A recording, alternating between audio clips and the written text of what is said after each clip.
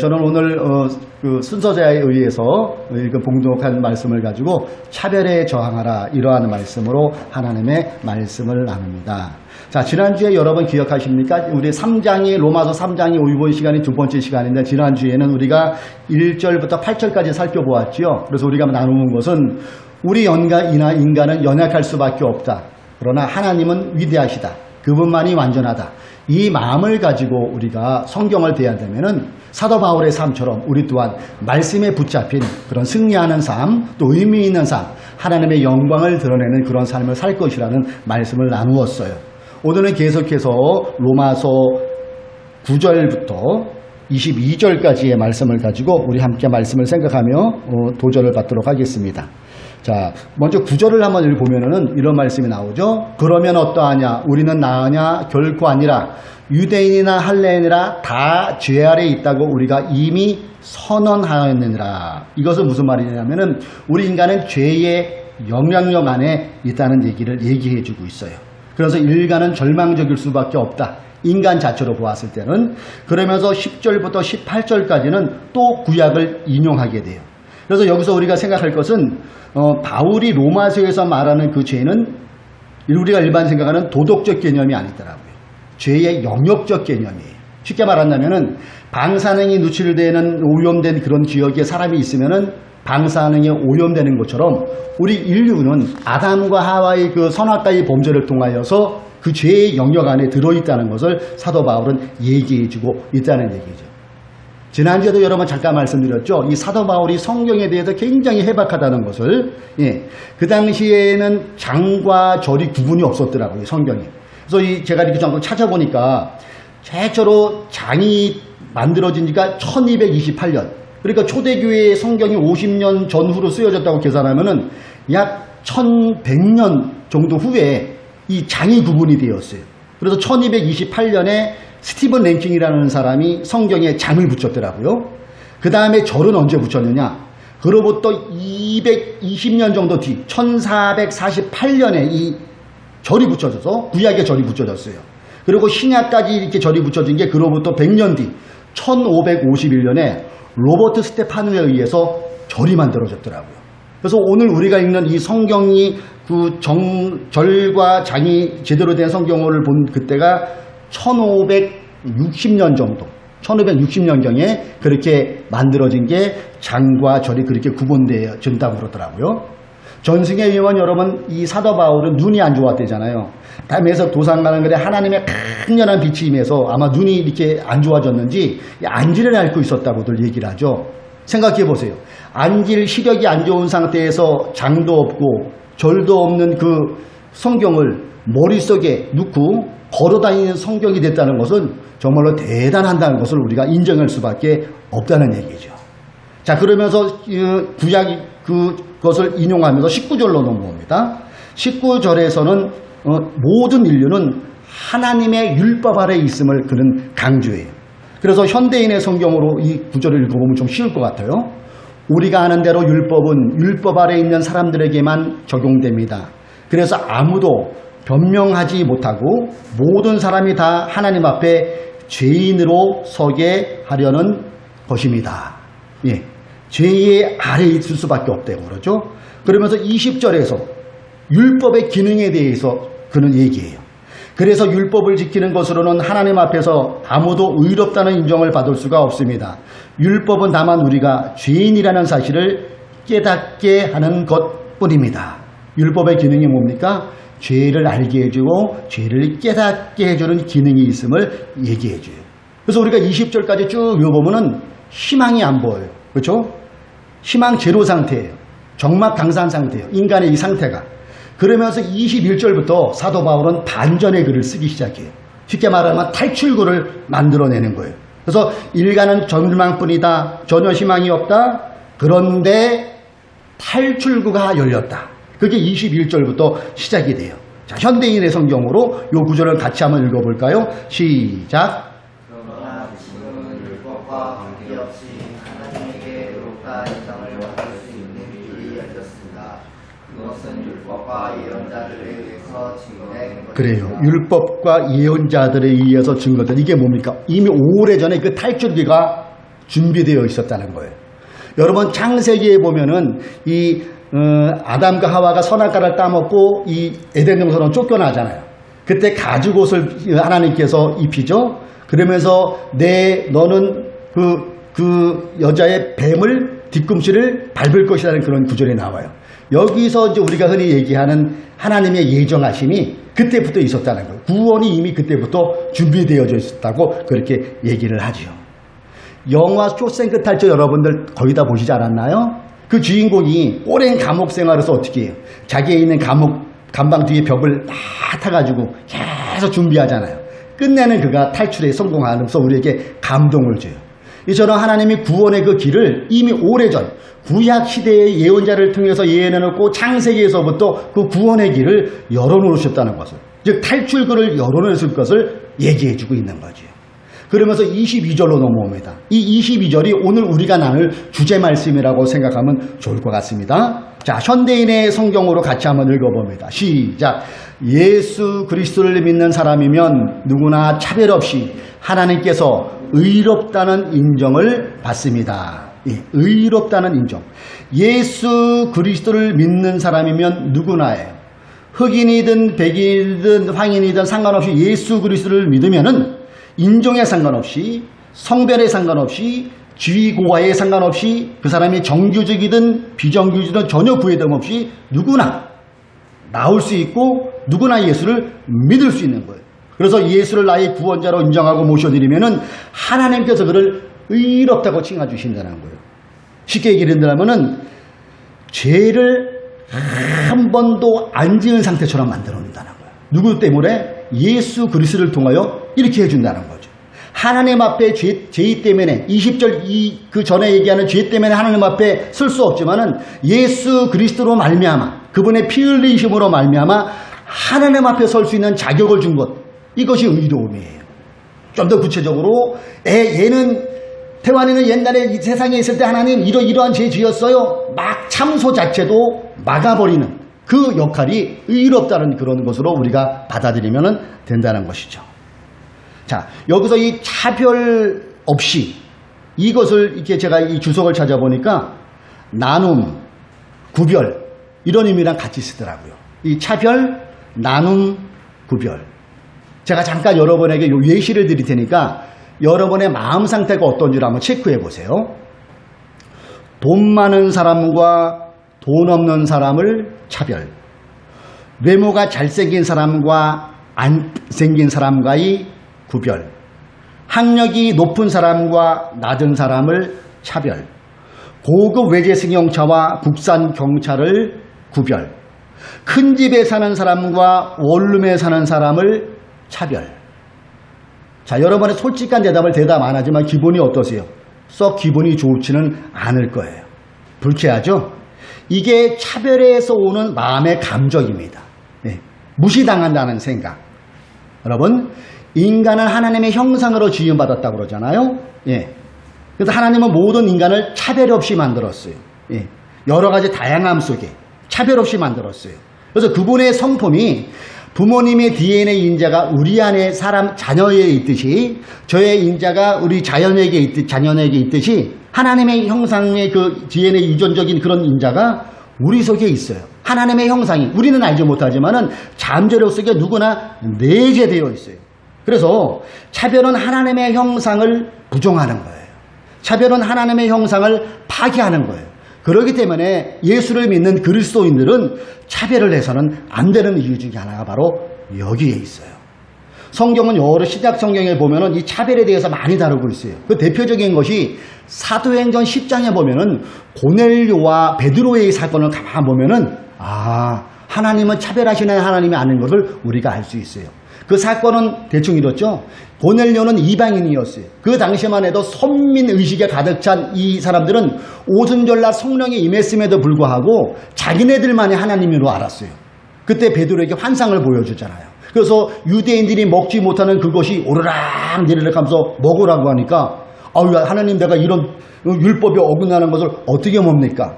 그때 하나님께서 환상 중에 얘기하죠. 내가 선하게 한 것을 네가 어찌 더럽다고 얘기하느냐. 그리고 그 환상을 동시에 고넬료에게도 비슷한 시간에 계시를 해줘요. 그래서 만나게 됩니다. 그리고 그 속에서 고넬료 집안에 가서 예수의 복음을 증거하게 돼요. 성령이 임합니다. 그 다음에 베드로가 깨달은 게 뭐예요? 하나님은 유대인만의 하나님이 아니구나. 이방인의 하나님도 되시구나. 하나님은 차별하심이 없으시구나. 그 내용이 사도행전 10장 34절로 35절에 나와요. 그러자 베드로가 말하기 시작했다.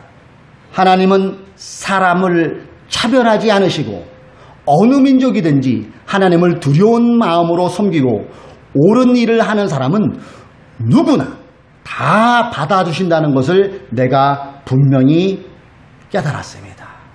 그렇죠, 여러분? 하나님의 성품 중에는 차별이 없다는 얘기예요.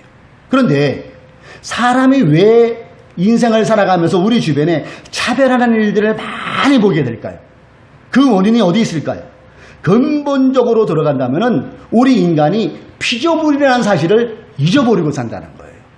인간이 하나님의 형상으로 만들어졌음에 대한 무지가 이 차별에서 나온다는 것을 우리가 성경을 볼 때에 알 수 있어요. 에베소서 2장 10절 말씀에 이런 말씀이 있습니다. 우리는 그의 만드신 바. 하나님의 만드신 바가 우리 인간이에요. 우리는 그것을 피조물이라고 하죠. 이것을 잊어버려요. 하나님이 한 사람 한 사람을 작품으로 만든 거거든요. 근데 이것을 어떻게 해요? 상품으로 대하는 게 차별에서 나타난다는 것이죠. 여러분, 우리는 상품이 아니잖아요. 인간은요. 이 인구를 70억으로 봤을 때에 다 다르잖아요. 어느 분은 이런 얘기 들어봤잖아요. 이 70억인데 지문이 똑같은 게 하나도 없대요. 그만큼 개체성에다가 다른 다양함 속에 하나님은 다 각자의 그 사람에 맞게끔 70억 분의 1에 맞게끔 하나님이 만들어 놓으셨다는 거예요. 이것을 혹자는 말하기를 작품이라고 그러잖아요. 걸작품이라고 그러죠. 나라고 하는 존재가 때로는 보잘것없이 보일지라도 하나님의 눈으로 볼 때는 우리 한 사람 한 사람은 너무나도 소중한 거예요. 왜? 우리는 상품이 아니라 작품이기 때문에 그렇다는 얘기죠. 자, 그렇다면은 우리가 이 주변을 인생을 살아가면서 우리의 삶 속에서 이 차별하는 모습을 많이 보게 돼요. 성적인 차별, 인종적인 차별, 직업적인 차별, 가진 것과 못 가진 것의 차별. 이런 여러 가지를 우리가 겪게 되고 앞으로도 겪게 될 수 있어요. 그렇다면 그리스도인 우리들이 이 차별을 대하는 태도는 어떠해야 될까요? 답부터 말씀드린다면 그것은 오늘 제목에서 나왔죠. 저항이에요. 저항. 왜 저항을 해야 됩니까? 하나님의 형상으로 하나님의 작품을 훼손하는 일이기 때문에 차별은 저항을 할 수 있어야 돼요. 더 나아가 차별은 하나님 나라의 가치를 심하게 훼손시키고 오염시킬 수도 있기 때문에 우리는 저항할 수 있어야 돼요. 지난번 우리가 8월 독서 모임 때 이렇게 나눌 때 이 책이 저항하는 그리스도인이었죠. 그래서 그리스도인이 저항에 대해 생각해보면 뜻깊은 토론이었던 것 같아요. 근데 그 책에서 저자가 머릿말에 제 눈에 들어오는 것이 있었어요. 그 구절이 이렇더라고요. 보수 기독교가 독재 정권에 저항한 경우도 꽤 있었습니다. 그렇다면 이들의 저항도 저항하는 그리스도인의 저항에 해당되는 걸까요? 저항이라는 말을 기계적으로 적용한다면 가능하겠지만 이 책에서 말하는 저항의 결은 전혀 다릅니다. 이 책 전체를 관통하는 핵심은 양심의 자유이기 때문입니다. 이들의 양심이 향한 곳은 하나님 나라의 가치였습니다. 저항의 초점을 단지 교회의 이익에 두지 않고 하나님 나라의 가치에 맞췄던 이들은 그래요. 하나님 나라의 가치에 위배되는 것, 이 하나님의 형상을 훼손하는 것에는 분연히 일어나 저항할 수 있어야 된다는 것을 생각해보는 구절이잖아요. 하나님 가치에 위배될 때에 우리 믿음의 조상들, 우리 믿음의 선배들을 보세요. 그들은 침묵하지 않았더라고요. 저항했어요. 여러 인물들이 역사적으로 나라적으로 달랐지만은 이 차별에 대해서 저항한 인물들은 셀 수 없이 많이 있더라고요. 이번은 18세기 영국의 노예 제도에 저항했던 윌리엄 윌버포스예요. 흑인의 인권을 계속하고 노예처럼 할 때 그는 법제화, 제도화하는데 국회에 가서 일했던 사람이 윌버포스고 그때 많은 일을 했어요. 우리가 잘 아는 비폭력 저항주의, 미국의 그 흑인들을 차별할 때 분연히 일어나서 우리에게는 자유가 있습니다. 우리에게는 꿈이 있습니다. 비폭력 저항운동을 했던 마르틴 루터 킹 목사. 김약연 목사님이죠. 이분이 나중에 신학을 했죠. 먼저 그 학생들을 가리키다가 나중에 신학을 했는데 이분이 어디 일제강점기에 저 북간도로 갔잖아요. 그곳에 몽동촌을 이루어서 학교를 세우고 교회를 세우고 그들에게 민족의식, 하나님 나라의 그 의식을 심으면서 끊임없이 일제의 강점에 저항했던 인물이 김약연 목사님이고 이분을 통해서 많은 인물들이 배출되었어요. 1970년대 노동법이 너무나도 열악할 때 바꾸려도 안 될 때 휘발유를 뿌리고 온몸을 불살하면서 이 나라의 노동 인권에 부르짖으며 자기 몸을 살랐며 저항했던 인물 전태열 열사를 여러분 기억하실 거예요. 장준하 선생님, 문익환 선생님, 서슬퍼런 유신 독재에 있어서 그 독재 때문에 민주화가 안 이루어지고 많은 인권 탈환이 이루어질 때 그들은 들고 있던 성경을 내려놓고 대열에 앞장섰어요. 그리고 이 나라의 인권을 위해서, 이 나라의 민주화를 위해서 분연히 저항했던 인물들이 바로 장준하 선생님, 문익환 목사님 같은 이런 분들이잖아요. 시대가 다르고 환경이 다르고 문화가 다랐어요. 이들은. 그런데 그 공통점이 무엇으로 묻혀집니까? 하나님의 형상, 더 나아가 하나님의 나라의 가치에는 이들의 공통점은 똑같았다는 거예요. 초대교회는 여러분 어떨까요? 초대교회도 허물었잖아요. 귀족과 노예, 상하가 있었는데 예배에 와서는 오히려 그들을 더 선대하고 그들과 함께 음식을 나눴고 그 속에서 하나님 나라를 공유했어요. 이것이 점점 퍼진 게 초대교회고 오늘날 이 기독교가 자리를 잡는 놀라운 역할, 차별을 허물었을 때 이런 일들이 일어났어요. 이 대표적인 예가 야고보에서 보면 우리가 명확히 알 수 있어요. 우리 야고보서 2장 1절 그 차별이라는 마음을 가지고 우리 같이 한번 읽어보면 좋을 것 같습니다. 시작. 나의 형제자매 여러분, 사람을 차별하여 대하지 마십시오. 고린도서에 보면은 이 성만찬할 때도 차별이 있었어요. 본의 아니게. 잘 사는 사람들은 자기가 먹고 싶은 걸 이만큼 가져왔지만은 노예나 어려운 분들은 그 성찬을 나누는 빵이 없었다는 거예요. 이 모습을 보고 초대교회는 고민을 했겠죠.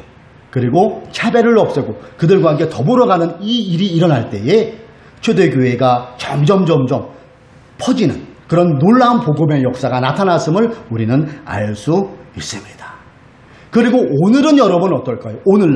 오늘날에도 우리가 조금만 관심을 가지고 주변을 돌아보면 이 차별에 저항하는 사람들이 의외로 많이 있다는 걸 여러분 아십니까? 성차별, 인종차별, 학력차별, 지역차별 이렇게 해서 분열이 일어나서 저항하는 그리스도인들이 우리 주변에 있음을 우리는 보게 돼요.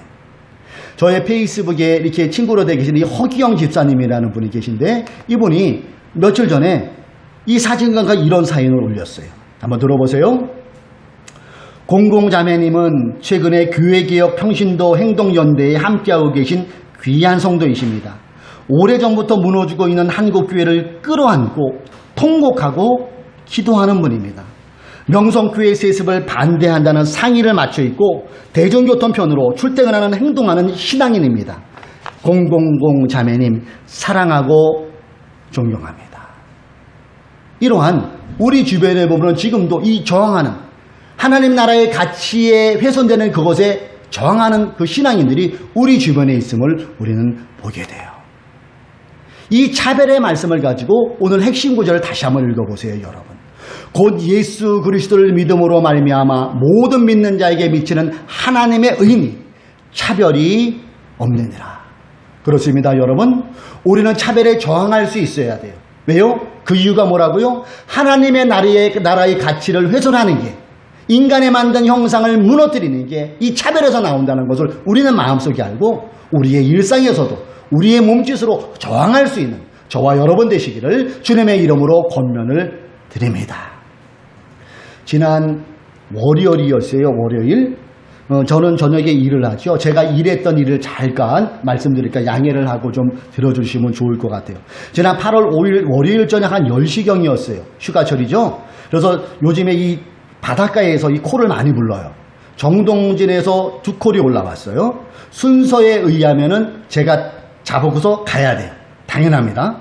그런데 저를 데려다는 이 픽업 기사 중에 한 분이 저에게는 정동지고를 못 잡게 하고 시내 기업은행 쪽의 코를 딱 잡으려고 해요. 전체적인 흐름이 너 빨리빨리 돌아가니까 그런가 보다 하고 있었어요. 근데 제 마음을 흔드는 불쾌하게 만드는 일이 발생됐어요. 시내로 쭉 가고 있는 무전이 상대방 다른 픽업 기사의 무전이 들어옵니다. 택지에서 홍제 대시마트 그쪽으로 간다는 걸 누가 기사가 확인이 뭐냐면 내가 데리러 가겠다는 의미예요. 삑삑 확인. 순간에 제 마음이 불쾌했어요. 제가 잡을 콜 순서인데 저는 기업은행을 잡게 하고 아직도 다른 콜을 완수하고 이제 출발하는 사람을 정동진 잡게 해요. 정동진은 35,000원, 시내는 8,000원. 기분이 확 나빴어요.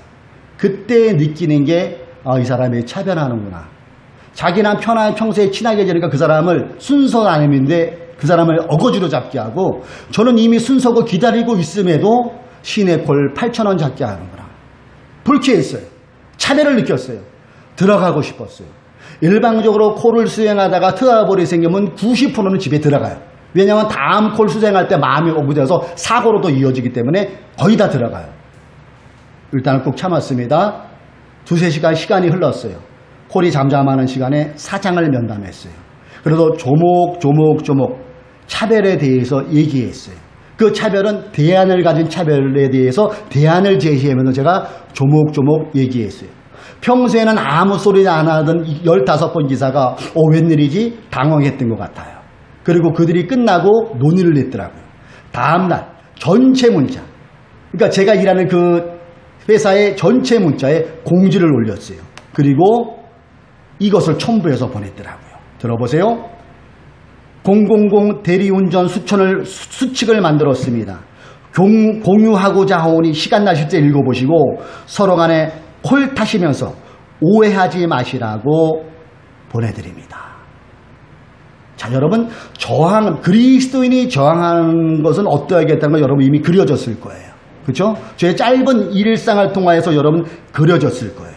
우리는 일상에서 알게 모르게 본의 아니게 차별당할 때가 있고 차별하는 사람을 볼 때가 있어요. 그럴 때 우리는 그리스도인이라면 우리의 작은 몸짓에도 저항할 수 있는 그 사람이 그리스도인이에요. 그런데 저항을 어떻게 해야 됩니까? 3가지를 마음에 품고 저항하면 좋을 것 같아요. 그 첫 번째는 뭐라고요? 이미 말씀드렸어요. 인간은 누구나 예외 없이 하나님의 만든 형상이 그리고 하나님의 나라의 가치에 훼손하는 것은 안 된다는 것을 마음에 담아두세요. 그리고 예수님의 생애 마지막 때 그가 잡혀가실 때의 그 행동을 여러분 기억하세요. 그분은 평화적으로 하셨어요. 무력을 사용하지 않으셨어요. 다른 그 예수님을 잡으러 온 사람들에게 예수님께서 이렇게 말씀하시잖아요. 칼집을 꽂으라.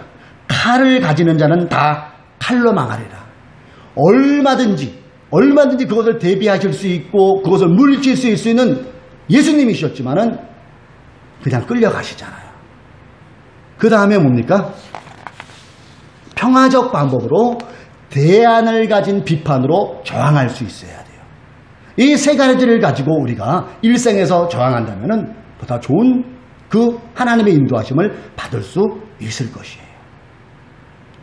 돌아오는 15일은 우리나라가 일제강점기 36년에서 벗어난 광복을 맞이한 지 74주년이에요. 우리나라가 광복을 맞이한 것은 전적으로 1차적으로는 하나님의 크신 은혜입니다. 이것은 믿는 우리들이 부정할 수 없죠. 그 다음으로 우리가 생각해 볼 것은 그 안으로 좀 더 들어가면은 누군가 저항하는 사람들이 있었다는 거예요. 우리가 잘 아는 안중근 의사, 윤봉인 의사, 홍범도 장군 이런 분들. 그런데 여러분 이거 아세요? 우리가 이름만 알고 있지만은 그 알고 있는 이름보다 훨씬 더 많은 숫자가 저항했다는 거 여러분 아세요? 종교계에서 저항을 했고 교육계에서 저항을 했고 농촌에서 저항을 했고 해외에서 저항했어요. 일제강점기에 인권을 침탈하고 이 나라의 국권을 침탈하는 그들에게 분연히 그들은 저항했어요.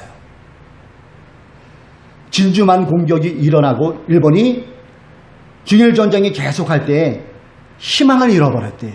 한국의 대부분의 우리 선조들이 그때 많은 사람들이 1940년 넘어가면서 많은 분들이 변절을 했대요. 그럴지라도 밥을 굶어가면서도 이 나라의 독립인 꼭 돼야 된다고 저항했던 그분들의 몸부림이 있어서 광복 74주년을 우리가 맞이하고 있는 것 아니겠습니까? 그러면 여기서 우리가 말씀을 가지고 결심하셔야 돼요. 이제는 우리도, 이제는 나도 일상에서 벌어질 수 있는 차별, 인권의 차별, 성의 차별, 임금의 차별, 노동의 차별에 우리의 일상에서 우리 분연히 저항할 수 있는 그것이 그리스도인이라는 것을 우리는 본문을 통하여 알고 깨닫고 행동하는 저와 여러분이 되어야 될 줄로 믿습니다. 여러분은 차별의 반대말을 뭘로 대체하겠어요? 저는 차별의 반대는 서로 함께라고 생각합니다. 차별의 반대는 누구나예요. 더 나아가 차별의 정말로 반대말은 하나님이세요. 왜요? 하나님이 차별 자체를 싫어하시고 우리를 차별 있게 만들지 않으셨기 때문에 그래요. 이제는 어떻게 해야 될지 결심이 쓰시죠? 우리는 일상을 살아가면서 이 예배 이후에 여러 가지 차별을 눈으로 볼 때도 있고 겪을 때도 있어요. 그럴 때 우리가 분연히 예수 그리스도에 믿는 자답게 저항할 수 있는 저와 여러분이 되신다면 세상 끝날까지 성령으로 함께 하신다는 그 주님께서 우리를 지켜주시고 우리를 이끌어 가실 줄로 믿습니다.